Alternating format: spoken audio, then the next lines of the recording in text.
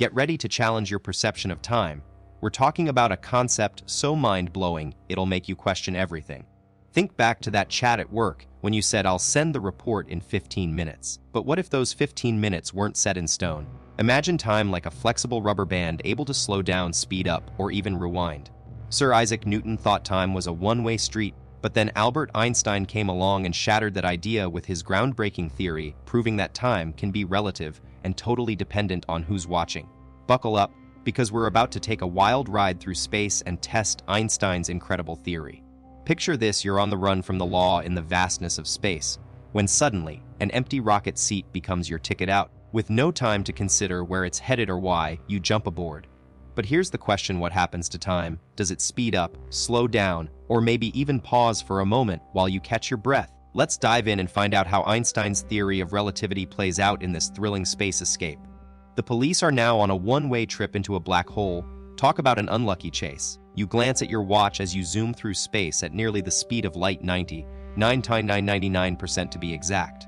But here's where things get really mind-bending. Time on your clock appears to slow down, even though you're moving at incredible speeds. Is this just science fiction, or does Einstein's theory of relativity really allow time to stretch and warp like Play-Doh? Let's take a trip back in time to the early 1900s. When Albert Einstein was commuting on a tram, he had a similar thought experiment while looking at street clocks. If his tram could reach light speed, he wondered, would time stand still for him? The answer might just blow your mind. Einstein's curiosity about those street clocks sparked a revolutionary idea. Everything is relative. Think about it: if his neighbor accidentally dropped her glasses on the tram he was riding, to her, they'd fall straight down, but from the perspective of someone watching from the sidewalk, they'd seem to follow a curved path because the tram is moving. This got Einstein thinking, and he realized that there's no one right way to measure things.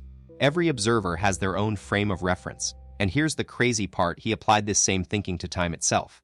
According to him, how we experience time isn't absolute either. It depends on our perspective and how fast we're moving. Buckle up, because relativity is about to turn your understanding of reality upside down. Let's dive into the mind-blowing world of movement, even when you're chilling in one spot. Think about it: every second that ticks by, you're actually cruising through time. If you sit for a minute without budging, you'll find yourself an entire minute ahead compared to where you started. Now, imagine being stuck in the same moment forever. Talk about being stuck in a time loop. That would be way worse than just sleeping through life. But what if you get up and take one small step forward? Whoa, now you've moved not only in time, but also across space. Isn't that cool? You're basically rocking this whole moving in two dimensions thing, even if it's just a tiny step at a time. Now buckle up, because things are about to get really mind-bending. As you start moving around in space, something wild happens. Your time speed slows down ever so slightly, while your space speed gets a tiny boost. It's like this cosmic balancing act where what you gain in one dimension, you lose a little bit in the other. Think of it as two interconnected systems. If you pump up the speed in one, the other one adjusts to balance it out. So, imagine being that person on the platform with lightning bolts striking left and right. But here's the kicker: if they were to move just a teensy bit to either side at the exact moment the bolts strike, would their experience of time be totally different? It's like you're playing with the very fabric of reality. But here's where things get really trippy. From our platform person's perspective, both lightning bolts strike at the exact same moment. It's like they're getting hit with a double whammy of electrifying awesomeness all at once.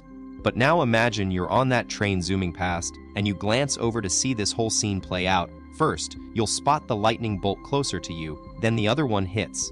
It's like time itself is getting warped for them, slowing down in a way that's just mind-blowing. And get this, as they approach the speed of light, time starts to move slower for them relative to us, kind of like having your own personal time machine. Just think about it: you'd be aging at half the rate of everyone else, living life in fast forward.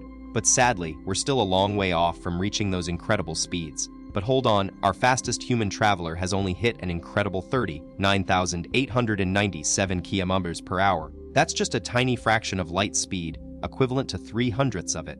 Still, let's dream big and imagine we're back in that rocket, hurtling through space with the stars whizzing by like cosmic confetti.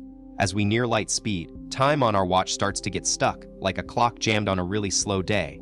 Even though the engine roar is deafening and the stars outside are a mesmerizing blur of red, that watch is frozen in time. As we push that rocket closer to light speed, something bizarre starts happening.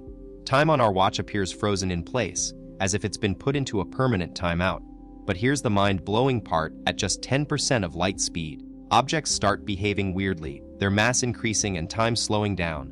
At 90%, they practically double in mass and experience time dilation, where 20 minutes feel like just 10. And if we were to reach the ultimate limit, the magic number of light speed itself, well, their mass would become almost impossibly huge. But here's where things get really wild. Trying to break that speed limit would need an energy reserve we can only dream of. An infinite mass means requiring an endless amount of power, something our most potent rockets can't even scratch. So, in theory, it's simply not possible to overtake the speed of light. Now, if we hypothetically had a bottomless tank of fuel and somehow reached the impossible, what would happen next? As you peer through your spacecraft window, the starry view suddenly disappears, replaced by an eerie black tunnel that seems almost solid. That's because those stunning stars have been eclipsed. Their light waves can't even reach our eyes anymore due to the laws of physics getting pretty extreme at such breakneck speeds. Zooming along at an insane 270,000 kilometers per second, that's 9/10 of light speed we're talking about.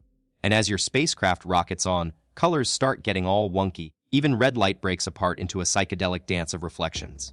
Time itself seems to freeze in the cockpit. The clock just stops. You can't shake the feeling you must be dreaming or in some sort of cosmic coma. But then out of nowhere, a barrage of bullets whizzes through your ship's hull like they're coming from another world. Have the authorities finally caught up with us? Or is this just another mind-bending consequence of defying the speed limit? No time to waste, we need to kick it into overdrive.